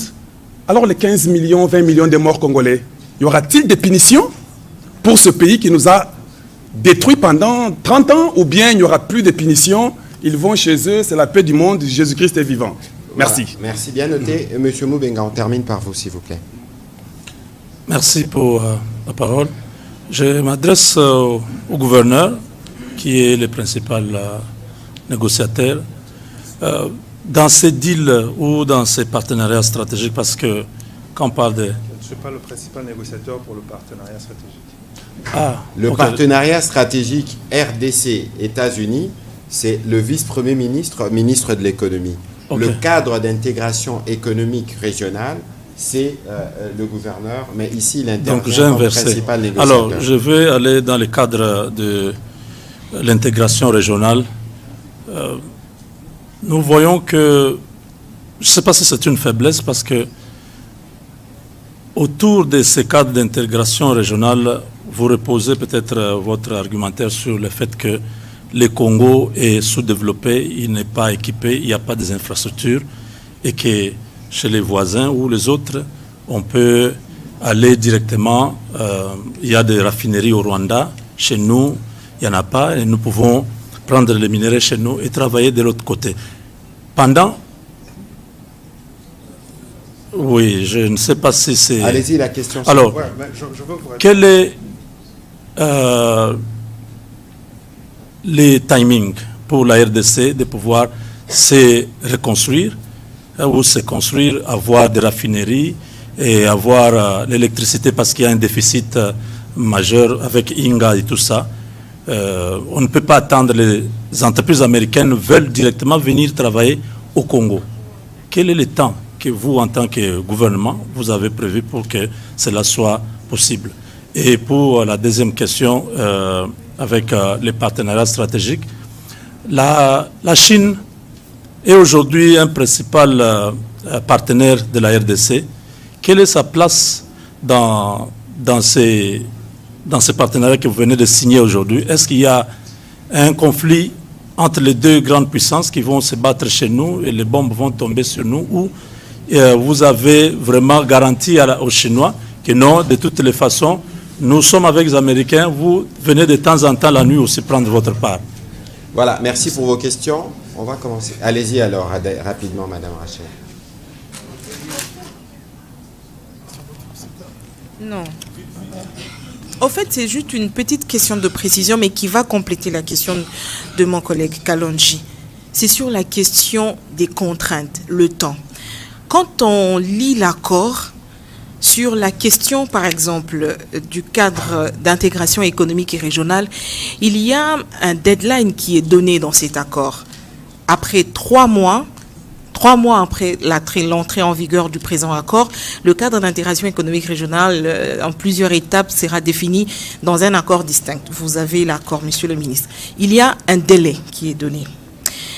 Dans le cadre du mécanisme conjoint de coordination de sécurité, là aussi, il y a un délai qui est donné, 30 jours à compter de l'entrée en vigueur du présent accord. Mais sur la question du désengagement, qui est une question fondamentale et sur laquelle le peuple congolais s'attend à ce que la solution puisse arriver de le retour de la paix définitive et principalement les populations de l'Est, il n'y a aucune date qui est avancée. Là, il est simplement dit que d'une manière séquencée et coordonnée avec le désengagement des forces, et comme les disposeront d'autres accords à venir, les partis appuient le désengagement, le désarmement et intégration des groupes armés non étatiques. Ça, c'est sur la question du désengagement. Ce qui veut dire qu'il n'y a aucune contrainte de date. Ouais, c'était juste une question de précision. Et c'est ça qui met en cause la question de... Voilà. Parce que votre question recoupe à celle posée tout à l'heure, je pense, par M. Peter Tsani. Monsieur le vice-premier ministre, la Chine, qui est dans un challenge mondial avec les États-Unis, on va commencer par vous et le gouverneur va prendre les volets des questions qui le concernent et je terminerai par la question de M. Kalonji et de Mme Rachel. Allez-y, s'il vous plaît. Je pense que nous n'avons pas signé un accord pour remplacer un partenaire par un autre. La position de la République démocratique du Congo, c'est que nous avons intérêt à diversifier nos partenariats. Nous avons un cadre de coopération entre la République démocratique du Congo et la Chine qui est en vigueur, qui permet aujourd'hui d'ailleurs de financer un certain nombre de projets d'infrastructures qui sont en cours. Regardez ce qui se passe sur la RN1. Les travaux sur la RN1 avancent bien. Les travaux sur les 2 rocades à Kinshasa avancent. C'est des financements du programme sino-congolais. Parlons justement des ressources minières. Qu'est-ce que nous avons, disons, entre 2000 et 2025, c'est-à-dire sur les 25 dernières années, qu'est-ce que nous avons réalisé comme découverture pour savoir s'il n'y a pas encore une mine d'une certaine importance ici ou là? Pas grand-chose. Donc, ne considérons pas qu'il y a un potentiel limité et que sur ce potentiel limité, nous allons nous mettre au milieu de 2 géants qui vont se battre en nous piétinant. La collaboration avec la Chine, elle se poursuit dans un certain nombre de domaines. Le président de la République a pris part aux travaux du FOCAC, du Forum de coopération entre la Chine et l'Afrique. Moi-même, il y a quelques semaines, il y a quelques jours, je pense, j'ai pris part à un forum de coopération, économique entre la Chine et l'Afrique. Donc, ça, c'est un cadre qui existe. Et regardez ce que nous avons mis dans ce texte. Et là, je peux répondre à une question qui a été posée au sujet de Cobalt et des autres entreprises. L'accord n'a pas été fait pour une entreprise ou pour un projet particulier.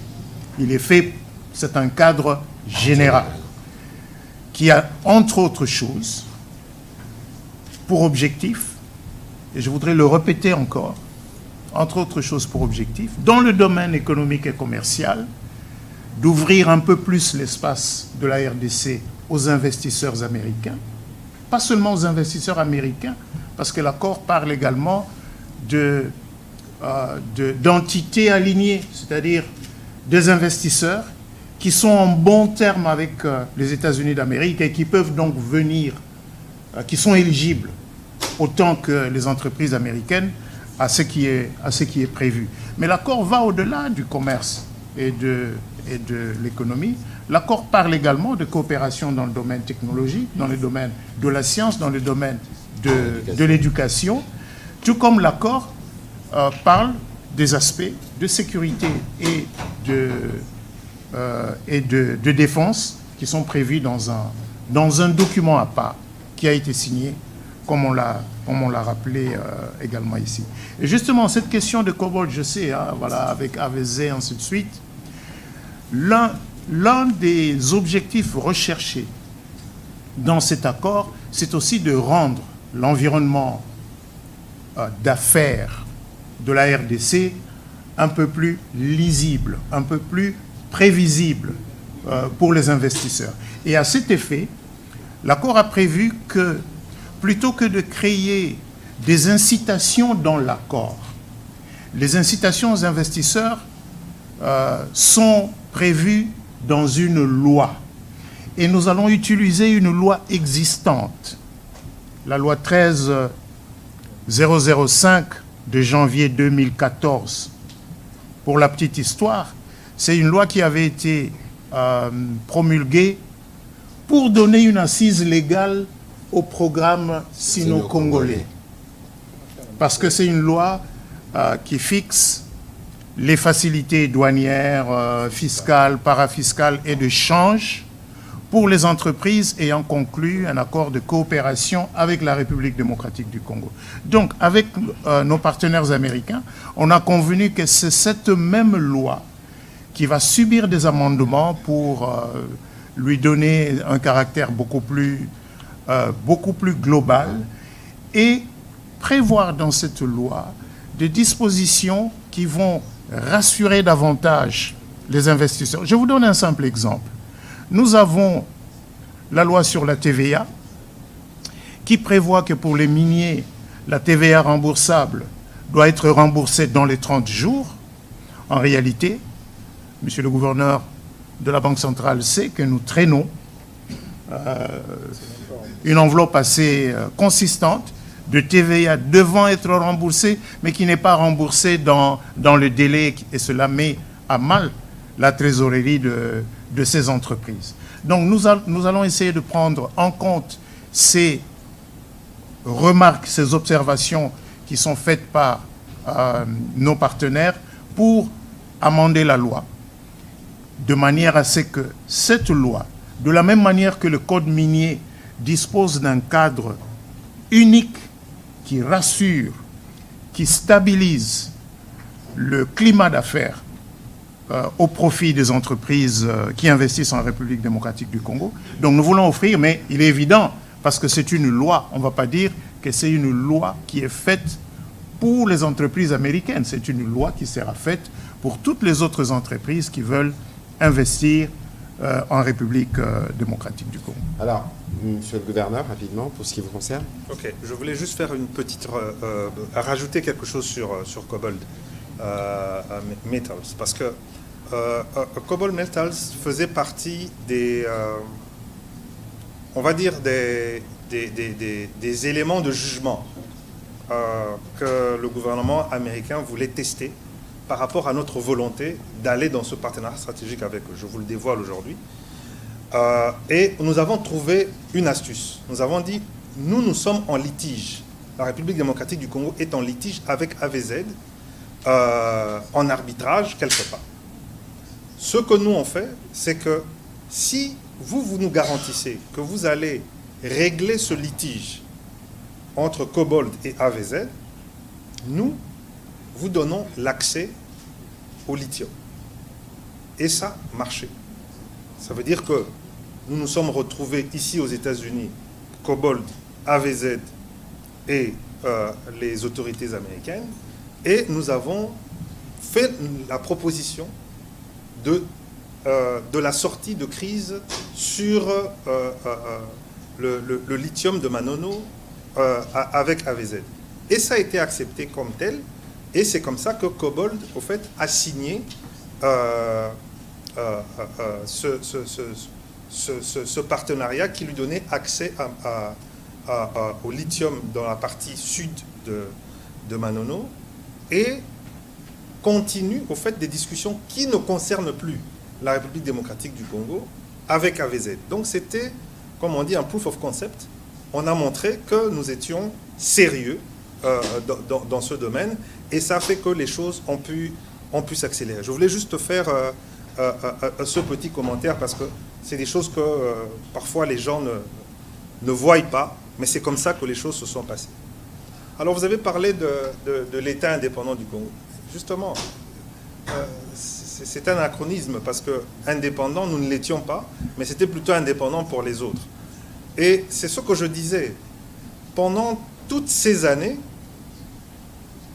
à chaque fois que, à la faveur d'une révolution industrielle, le monde marchand, je n'aime pas appeler ça le monde capitaliste, puisque les Chinois ne le sont pas, mais ils font partie du monde marchand, a eu besoin de nos matières premières, ils se sont passés de nous. Ils sont venus, ils ont puisé, ils sont partis. Et le dernier cas en date, c'est en 1996. Ils sont venus, ils ont puisé, ils sont partis. Et ça a duré comme ça 30 ans. Et on nous a dit que non, vous avez des problèmes politiques, hein, qu'il faut vous rassembler, c'est un problème congolo-congolais. On nous a dit que c'était un problème d'intégration d'une communauté. On nous a dit... Mais la réalité, ce n'était pas ça. La réalité, c'est l'accès à nos ressources.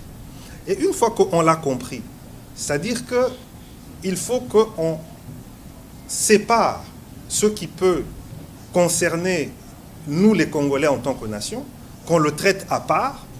Et c'est ça que le président de la République fait maintenant. Il dit, les problèmes politiques, ça peut exister. Mais la crise qui est celle du Kivu, telle qu'on la connaît là, l'origine, ce n'est pas du tout un problème politique. C'est un problème d'accès à nos ressources, et nous allons le traiter à la racine. On va traiter à la racine avec qui? Avec le patron du monde occidental, avec les États-Unis d'Amérique. Tout simplement. Tout simplement. Et c'est comme ça qu'on a cet accord à Washington. Et ça marque un tournant parce que pour la première fois, et je le dis encore, c'est pour la première fois que pour discuter de l'accès à nos matières premières stratégiques, on discute avec nous-mêmes. On vient discuter avec nous. Alors que ça n'a, je vous ai montré historiquement que ça n'a jamais été le cas.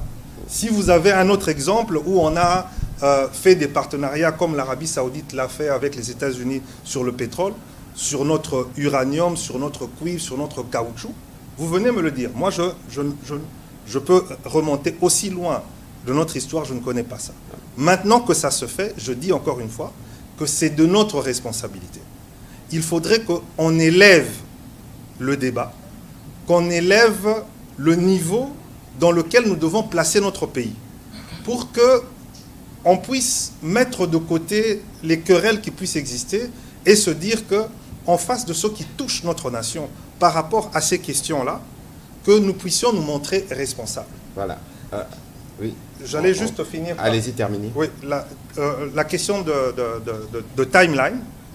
Mais la question de timeline, et vous allez le voir, ça a été défini dans les accords. Ça va être, parce qu'il y a ce qu'on appelle les groupes, des commissions, hein, avec un certain nombre de contrôles qui se passent entre aussi bien les États-Unis, le Rwanda, la RDC, que maintenant même le Qatar. Hein, ils se réunissent souvent ici à Washington. Et c'est comme ça que ça va. Mais moi, je dis, tout ça, c'est rien. Rappelez-vous, en 2013, vous êtes ici aux États-Unis. Il a suffi d'un coup de fil du président Obama à l'époque pour que les troupes rwandaises quittent le territoire à l'époque. Donc, tout ça, c'est bien. C'est prévu. Hein, mais je ne fais pas partie je n'ai pas fait partie de ces discussions. Mais ça existe et ça fait partie d'un processus qui est défini avec des acteurs qui sont définis. Maintenant, la justice, le président a toujours été clair là-dessus. Il a encore rappelé la dernière fois, quand il était en Serbie, et c'est même écrit dans l'accord de paix du 27 juin, que ceux qui ont commis des crimes vont être jugés. Donc la justice, elle fera son chemin. Vous savez que ce ne sont pas les premiers crimes de guerre qu'il y a eu. La justice, même si elle prend son temps, mais elle va arriver, et à partir du moment où nous savons, et je comprends que les compatriotes, nos compatriotes, et nous-mêmes, nous avons ça dans notre esprit, nous savons que nous devons juger ceux qui ont commis des crimes de guerre, des crimes contre l'humanité, des génocides chez nous en République démocratique du Congo. Dernière chose, c'était la question de M. Moubenga. C'était par rapport à est-ce que l'exploitation de nos ressources, puisque nous n'avons pas les infrastructures, si ça va continuer à se faire au Rwanda, quand est-ce que nous allons le faire? Mais c'est pour cela que, d'abord, je voulais revenir à cette question de minerais et la réaffirmation de nos lois, notamment le code minier. Vous savez que le code minier interdit l'exportation des matières premières brutes. C'est déjà ça, le fait qu'on fasse reconnaître dans ce cadre d'intégration régionale économique que la RDC a le droit de respecter ses lois et notamment son code minier. Donc c'est-à-dire qu'on ne peut pas, on ne pourra plus, dans le cadre dans ce cadre d'intégration régionale économique, de pouvoir exporter vers le Rwanda les matières premières brutes pour transformation. Il faut un minimum de transformation localement. Deuxième chose, on réaffirme le monopole dans ce cadre d'intégration régionale économique de l'EGC, puisque c'est l'entreprise générale du cobalt et on a élargi le champ des matières premières concernées par l'EGC. Donc ça veut dire que pour pouvoir l'exporter, il faut passer par l'entreprise nationale qui est responsable de ces matières premières artisanales. Et ensuite, nous avons aussi la RECOMS, qui est l'autorité des régulations. Donc, on a tout un arsenal juridique que nous avons mis en avant dans cet accord pour protéger nos intérêts. Vous aurez le temps de et le dans lire cet accord, et le découvrir. Évidemment, on reconnaît la législation. S'il vous plaît, M. Moubenga, s'il vous plaît. S'il vous plaît, s'il vous plaît, s'il vous plaît, s'il vous plaît. Nous sommes en train, ce n'est pas un échange. Vous avez posé vos questions. Il prend le temps de vous répondre. S'il y a d'autres préoccupations, il peut continuer parce que c'est une conversation qui ne va pas se terminer. Nous avons pris beaucoup de temps parce que les matières étaient énormes, par souci de transparence pour éviter des zones d'ombre. Ceci dit, on ne va pas épuiser tous les sujets. Donc, je souhaite que vous puissiez garder vos questions pour les discussions qui s'étaient Même en aparté. Hein, même en aparté. Bon, j'ai vu qu'il y a M. Katunda qui voulait poser des questions aussi. Mais je crois que les questions qu'il a soulevées sur les mémorandums sur la sécurité ou encore sur l'accord de partenariat stratégique ont déjà plus ou moins trouvé les réponses par le vice-premier ministre. On pourra continuer dans le couloir. Mais ici, parce que nous devons terminer, je dois rappeler, comme M. Kalonji posait la question tout à l'heure, quelqu'un me disait, en définissant la stratégie diplomatique du président Trump, que c'est la paix par la force. Alors, je ne voudrais pas aller, je n'étais pas évidemment dans les réunions de ce matin, mais vous avez vu que lorsqu'il répondait à cette question, il a donné des nombres de jours. Madame Rachel est revenue sur l'accord. Évidemment, comme je l'ai mentionné tout à l'heure en paraphrasant le secrétaire d'État Rubio, une chose est de signer, mais une autre est de l'implémenter sur le terrain parce que, avant qu'on ne fasse quoi que ce soit, il faut un cessez-le-feu. Un cessez-le-feu, il faut un mécanisme qui permette de vérifier ces cessez-le-feu. Pour ce qui nous concerne, il faut les retraits. Il faut mettre en place des dispositifs qui permettent de vérifier le retrait. L'accord a déjà été signé. Il y a des réunions qui se font dans le cadre du mécanisme de coordination des sécurités, c'est dans l'accord. Il y a des réunions qui se tiennent dans le cadre du comité conjoint de surveillance. C'est que le secrétaire d'État Rubio a dit, je l'ai paraphrasé, c'est qu'aujourd'hui, il y a un engagement au niveau des chefs d'État. Et donc, lorsque le président américain dit que dans 3 jours, vous allez voir du changement, il parle le monde entier. Il y avait d'autres chefs d'État invités spécialement sur les sujets. Il y a des services, nous attendons de voir les conséquences sur le terrain. Ici, ce qu'il faut savoir, et c'est l'essence de cet exercice, que nous sommes venus dans un processus totalement transparent. Et d'ailleurs, toutes les signatures qui se sont faites aujourd'hui, le président de l'Assemblée nationale, accompagné des élus nationaux, ont participé, parce que nous avons une dimension parlementaire qui suivra. Ici, le souci principal, c'est de vous montrer que nos lignes rouges, en ce qui concerne l'intégrité territoriale de la RDC, ont été tenues. En ce qui concerne la souveraineté sino-minerais, ont été tenues.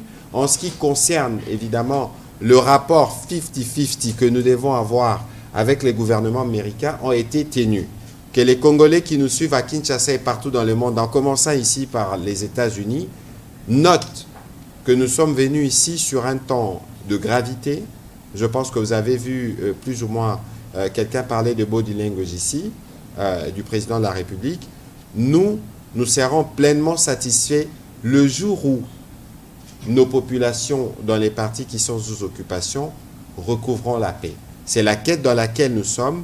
Nous avons franchi des pas importants pour ces jours historiques. On parle d'un conflit des 30 ans, mais aujourd'hui, nous pensons que nous sommes à la porte qui va nous amener vers le règlement définitif pour aller vers le développement. C'est ici les lieux de saluer la médiation américaine, l'implication du président Trump, parce que lui-même a pris le dossier à bras-le-corps. Et nous pensons que tout ce qui a été dit ici, monsieur le vice-premier ministre, va devenir réalité. Je ne vous donne pas des mots de la fin parce que vous avez déjà tout dit, sauf s'il y a un petit commentaire particulier. Monsieur le vice-premier ministre? Non, je pense que tout a été dit, mais le dialogue va continuer. Le plus important, je pense que c'est le fait que ce qui est fait se fait dans la transparence. Tout à fait. Les documents, certains d'entre eux sont déjà disponibles. Et vous, les amis de la presse, je suis sûr que vous avez déjà pu avoir accès à ces documents. Évidemment, il y a certains documents qui ne peuvent pas être mis sur la place publique pour des raisons évidentes. Mais il est évident qu'il y a un caractère global qui est peut-être la nouveauté dans ce qui a été fait aujourd'hui, parce que la discussion que nous venons d'avoir, l'échange que nous venons d'avoir, révèle bien qu'on parle à la fois d'économie, on parle de sécurité, on parle de la coexistence pacifique avec les États voisins, mais on parle aussi, et ça, il est important que les Congolais le retiennent, on parle aussi du fait que le point de départ pour que tout ceci se mette en place, c'est la paix. C'est la paix c'est le retrait des troupes rwandaises, c'est la restauration de l'autorité de l'État congolais sur l'ensemble du territoire national. Merci beaucoup, Monsieur le Vice-Premier ministre. Merci, Monsieur le Gouverneur. Je rappelle que vous intervenez pas ici comme gouverneur, mais plutôt comme l'un des principaux négociateurs pour ce qui concerne le cadre d'intégration économique régionale. Merci à vous d'avoir été patient. La journée a été longue, mais il était de notre devoir de remplir aussi ces devoirs, permettez la tautologie, de redevabilité. Merci et bonne soirée chez vous. Merci. C'était long, mais c'était utile. C'était utile parce que là,